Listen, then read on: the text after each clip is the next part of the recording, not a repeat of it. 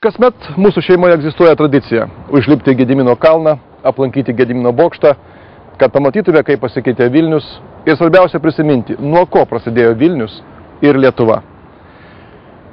Rugsėjo 1 diena 100 000 mokinių ir moksleivių, tėvams ir seneliams labai svarbi diena. Norėčiau palinkėti, kad kiekvienas iš mūsų turėtų tik tai labai didelius planus ir didelės svajonės. Taip tapsime dideli ir valstybė mūsų bus geresnė.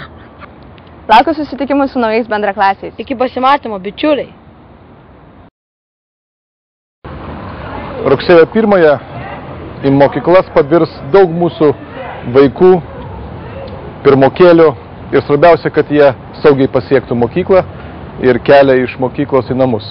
Todėl tegu šie kartoniniai policininkai primena vairuotojams, kad daug vaikų gatvėse ir kad reikia šiek tiek būti dėmesingesniems ir atsargesniems.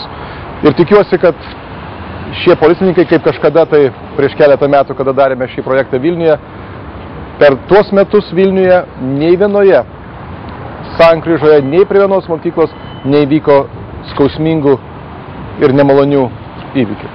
To ir linkėčiau pradėjus mokslo metus. Savaitę būna. Gerai, ačiū. Gerų mokslo metų visiems. Ačiū Jums už viską. Ačiū. Prašau.